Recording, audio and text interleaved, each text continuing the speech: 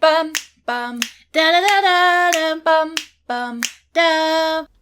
Hello, everyone. Welcome to the Roomies Digest. I'm Monique, and yeah, I'm doing something a little different today. Something a little different. I'm going to be tier ranking some things, and you probably can tell by the title that it's not going to be the books I was supposed to read. What? It's going to be the K dramas I watched instead. But it's a short list, okay, y'all. It's a short list, so here we go. This is the screen. I just made this chart. I feel really excited. I made a chart, but we have the side here. I'm sure you guys have seen plenty of tier rankings, but the side is gonna be, the top is, the iconic ones that I really loved, and it goes down to like ones I didn't actually finish. So here we go. I'm excited. Let's do it. I don't even know how this works. Okay, so first up, can you see this? Okay, I might have to show this bigger. So first up, we have Bride of Habaek. I know you may have noticed that I have been reading a lot of Bride of Water God mangas, and it's because of this show. This show is a fantasy romance. It follows the water god Habaek, and he like comes to Earth to like get these crystals or some type of stone that you need to ascend the throne up in his godly realm. And he needs the help of his earthling helper.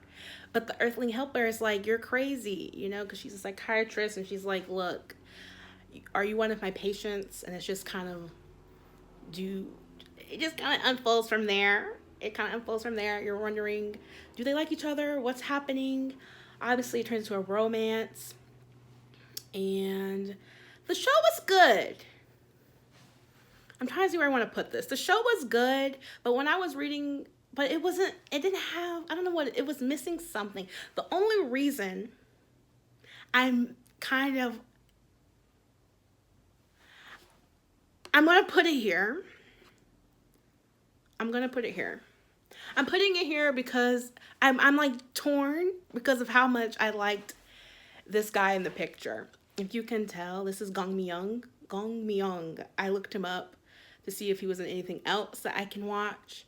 But he was the reason I was kind of obsessed with the show. Because I don't know who dressed this man. But every episode, he had on a fit, y'all. He had on a fit.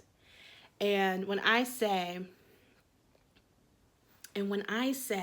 he looked good in every episode was just, it was just the flair, it was the pizzazz. He's the reason why I watched it. The whole thing, I know it is. And that and the mystery aspect of it. But, so I think I'm going to put it here. I don't know. It was okay, but somehow I still binged it all. I'm going to put it there. I might move it later, looking back at the end. But I think that's where I'm going to put it. Also, I highly recommend the books. I've just binged like the last 4 of them. I'm on the 5th one now.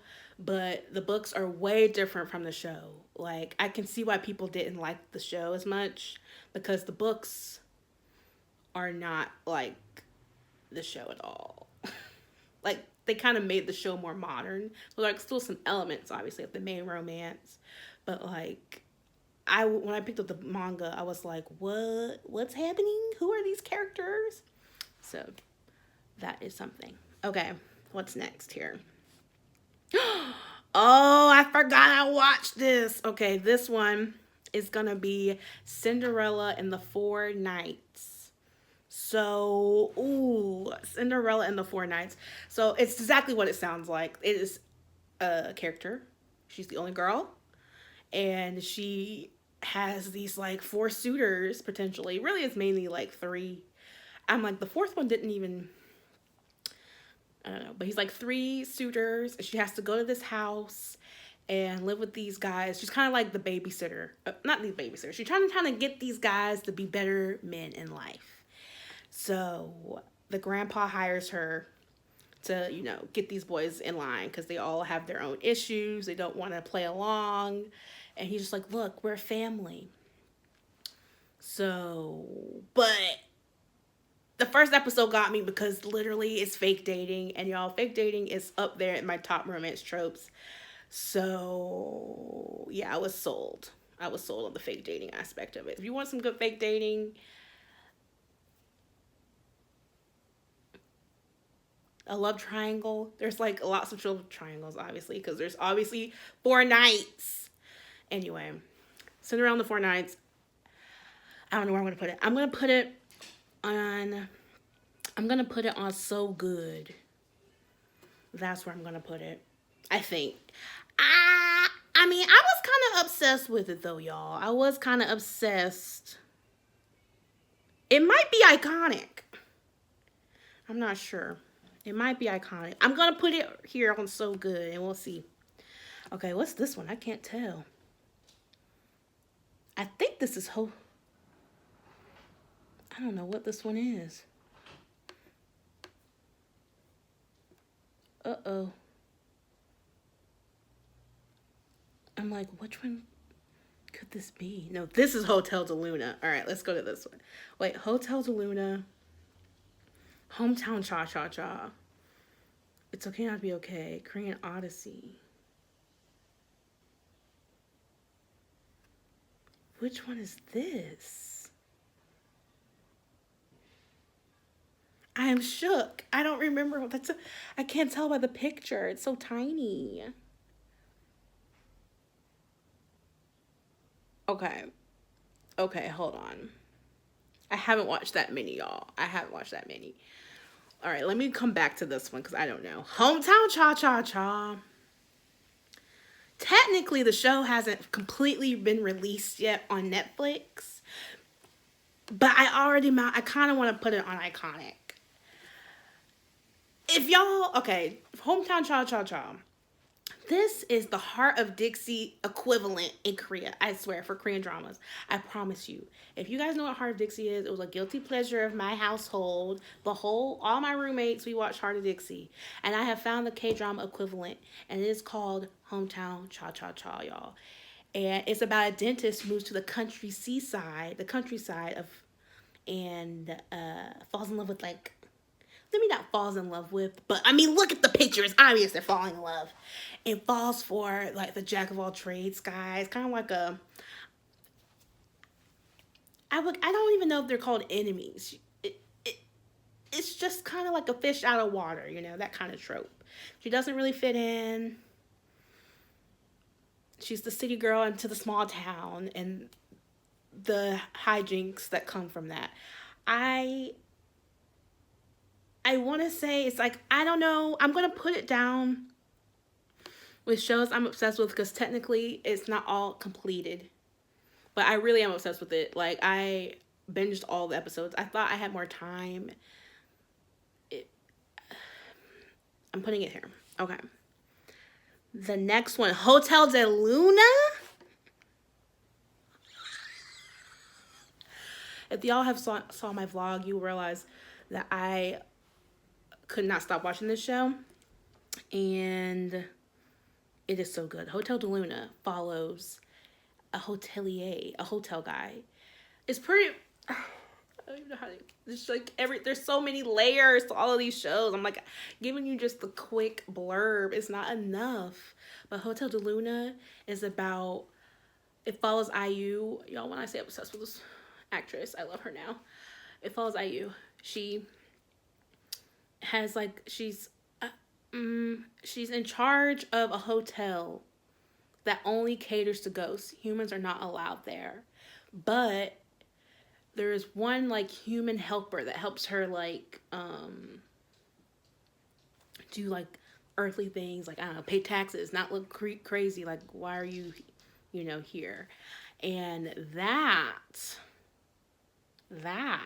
is the main love interest. And it kind of tells us like a story that spans time, and it is so cute. I think I'm putting it under iconic because I really loved it.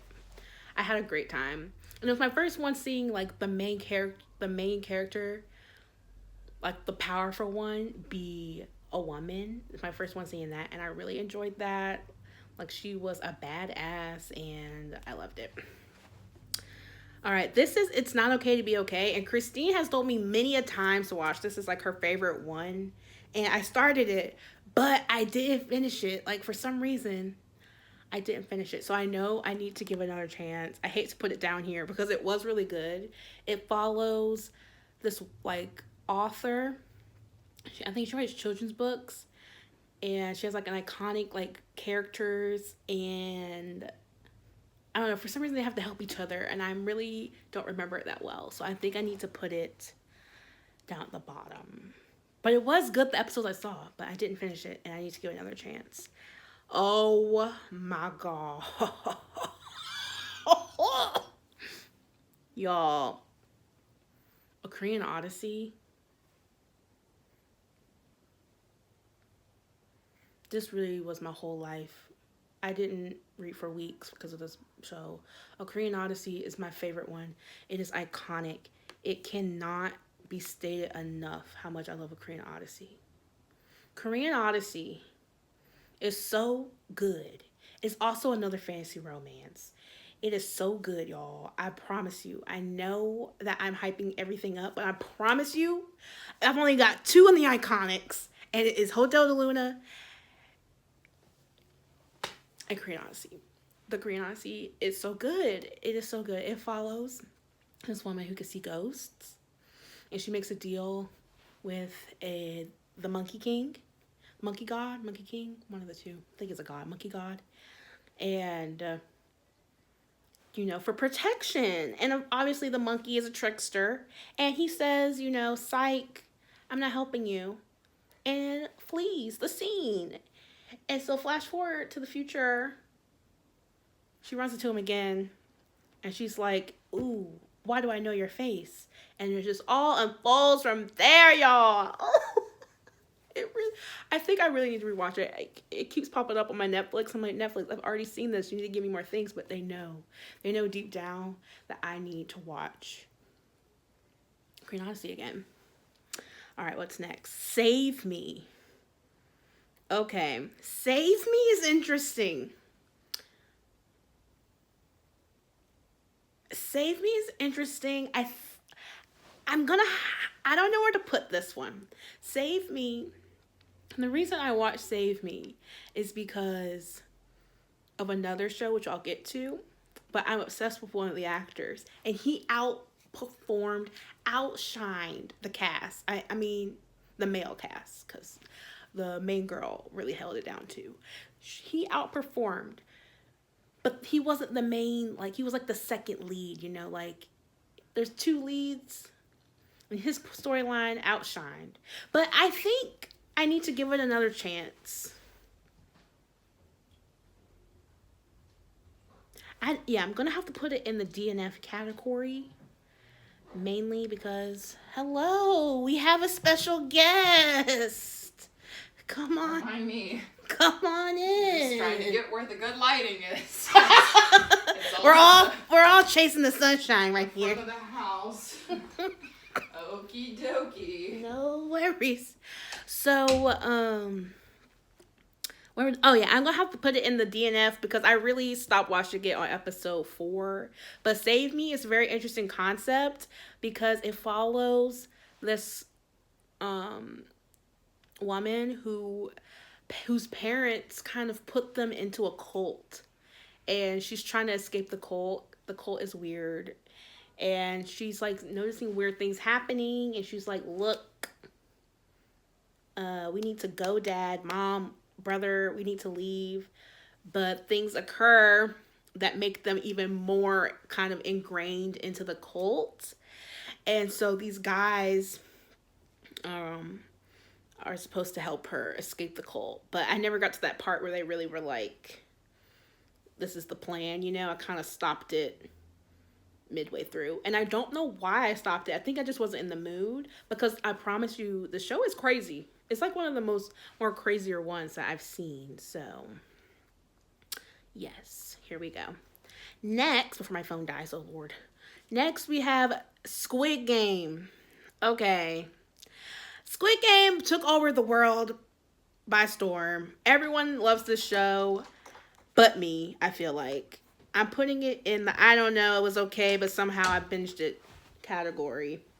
It follows these like people who really, really need money. You know, they're kind of down on their luck, and these people offer them, these like game masters kind of offer them this chance to win billions of dollars or millions of dollars, and they take up on it. But then the catch is the games can kill you, and that is a really cool premise. I didn't really like how it ended in the end, and I've ranted to many people, and I will rant to you if you've seen it. Please DM me. But yeah, I'm putting it here. I'm thinking season 2 is gonna be help save it, maybe. So then maybe I can move it up here. But I'm putting it down here. And I don't know, it was okay, but somehow I still binged it all. Next, we have Stranger. Oh my gosh. Stranger, technically, is the first K-drama I've ever seen in my entire life. And it follows this man who can't experience emotion. Like, he experiences emotion, but he can't show emotion because he had a brain surgery when he was a kid. And I mean, these premises, y'all, these premises. But he can't experience emotions. And so he works as a prosecutor in Korea, and he's out to like kind of stop corruption. There's like a case they're trying to solve that runs throughout the whole season. It's kind of the premise. They solve a case, and then the woman, the main character, she is the police officer. So they work together on like a special investigation to solve these crimes, but also, you know, they're besties, and he's trying to start feeling emotions. And it was so good. Season 1 was so good. Season 2, though, I DNF season 2. I haven't finished it. So I think, because of the fact that I haven't watched season 2, I think technically I have to put it here. Okay. Next, we have... Next, we have The King Eternal Monarch. Oh! The King Eternal Monarch is the reason I went on a fantasy romance kick. It is the actual reason I went on the fantasy romance kick. It spawned all these choices you've seen here today. It spawned Hotel de Luna. It spawned Korean Odyssey. And it spawned Bride of Habaek. It is the reason I watched all these fantasy romances. And it is iconic. And it's also the reason I watched Save Me, because I love Udahan. I love him. I love that man. He's a great actor. And I've seen 2 things he's been in, and he's outshined. He's just such a good actor. But The King Eternal Monarch is interesting because there are 2 parallel Koreas. One has a monarchy, and one has the parliament that they have now. Oh my gosh, the drag racing's back. And one has the parliament that they have currently, and it's kind of just a love story. A story of revenge. It's just such a good show. I really recommend it, and it's fun because a lot of characters have to play dual roles from, like, obviously different worlds, and it's just very interesting to see the acting talent jump out. Okay, y'all? If you're really into parallel universes, that's the one for you. I'm telling you, it's iconic. Okay. Oh. I'm about to tell on myself, but True Beauty, I misspoke. Stranger, this one is the first one I watched all the way through, like the season 1. True Beauty is the first K-drama I was watching, though. For a fact. And I technically haven't watched all of season 1 because I know my heart, I couldn't handle it because I love them so much. It was just too much, so I had to take a break. I feel like I should just put it an iconic regardless, though. I should put True Beauty up there just so y'all know to take it seriously. But I need to be honest as well. I also value honesty. So technically, I'm obsessed with the show, and y'all should still watch it, but I just need to finish it. Don't judge me. I need to finish it. I still don't know what this is, and I clearly watched the show. What is it? Oh, it's Crash Landing on You. I've only seen like 40 minutes of the first episode.